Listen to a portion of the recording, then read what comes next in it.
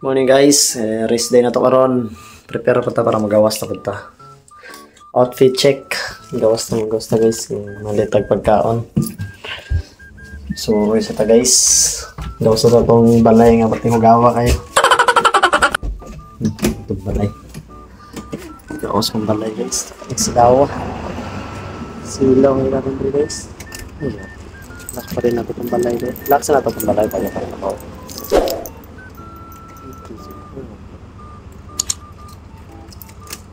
Okay. Let's go. Inita eh. Inita ka sa Japan karon guys. Grabe. Rest day mo na ito karon, one day. Di kan tag panggabi eh. Alas 12 out. Duty naman na ito. Alas 4 sa buntag. Blackout ba na alas 3 sa buntag. Itong bike na ito sa dulo. Ano ito kinabuhi dre guys. Rest day. Tapos palit pagkaon. Ang kiko eh. Oh, lang saan to? Dari mo yun. Di kasi mga kauban. Bottle letter guys eh. Deliver sa kan ba? Amazon. Rebilin ng drasa yung tubangan. Kaya permit yun. Ulit ako. Di ba ma-deliver ko lang. So guys. Bike. Bike na to guys. So, tara. Ubanin ko ninyo. Grocery ta. Let's go. Pare na to sa kan guys. Diyo na sa itong balay. So ang ato di puntahan adtuan karon guys is isa sa pinaka marag ng pinakasikat nga tindahan store dito sa Kawasaki Philippine store yung pupunta natin guys. So, punta tayo doon. Nandun na lahat, pwede ka magpadala ng pera, GCash, Philippine products, nandun din siya guys. So mamimili tayo doon. Hanap tayo ng kasya, pasok sa budget natin. Samahan niyo ako guys, let's go. So sa mga nakaalala din ito guys, ito yung pinost ko dati na binibenta na bahay baka kagawa lang. Wala, may tao na ata to eh. Parang may tao na ata, parang nire-repair ulit. Ito yung worth 4,590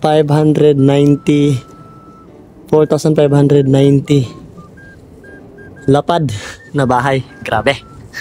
Magkano na yan sa Pinas? Sa mga kulang-kulang 17,000, 18,000. So diretso na tayo guys.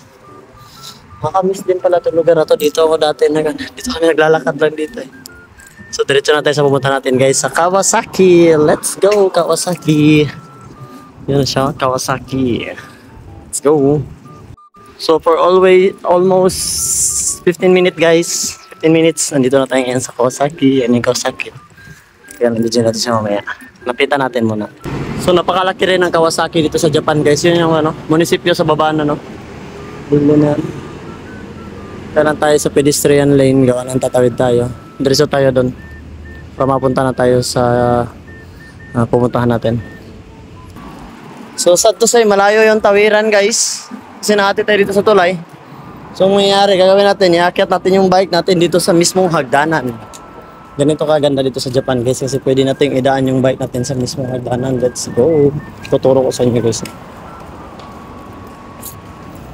Ito. So itong plane na itong road guys, ito yung para sa bike guys, para magtutulak tayo papunta sa taas. So ganyan tulak. Hanggang sa makarating tayo sa taas guys no. Mabigat nga lang siya. Hanggaan naman yung bike natin. Let's go.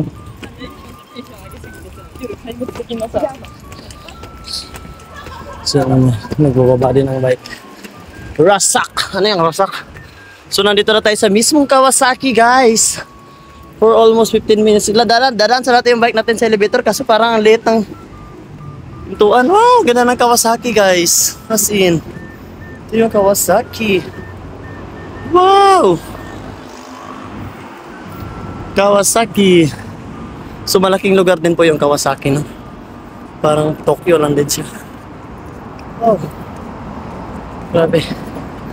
So malapit na tayo doon sa mismong pupuntahan talaga natin guys. Kanina pa yung malapit eh.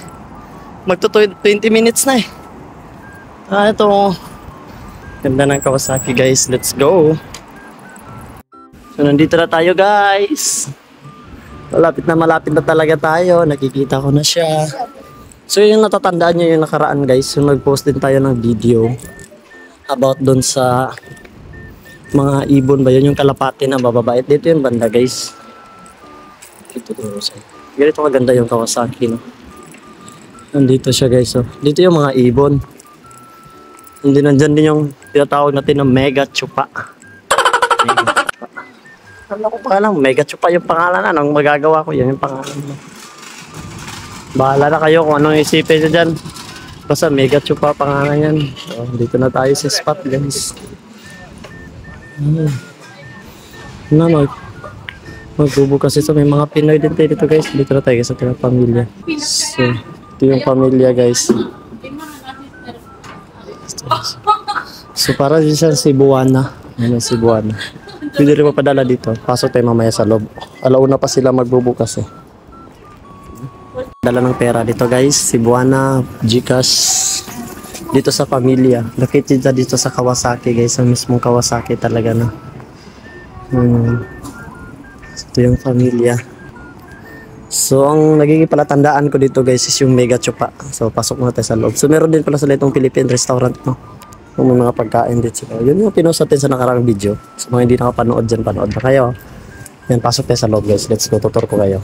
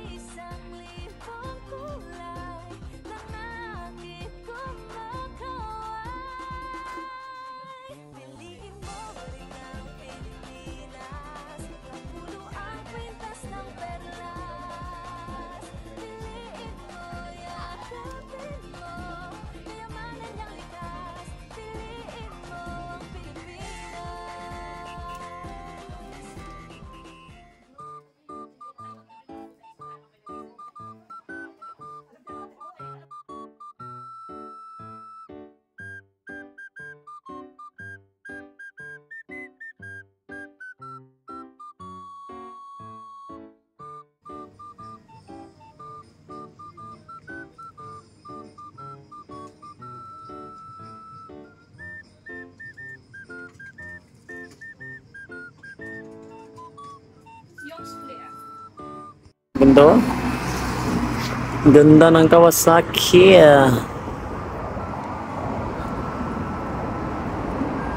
Ganda ng Japan guys. This is what you call Japan.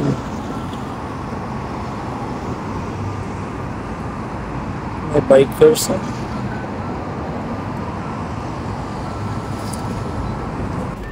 Grabe, wala talaga akong masabi sa Japan guys. All I have to say is wow. Wow. Wow. Napaka-peaceful ng lugar guys. Napakalinis. Grabe. I have nothing to say. It's wow.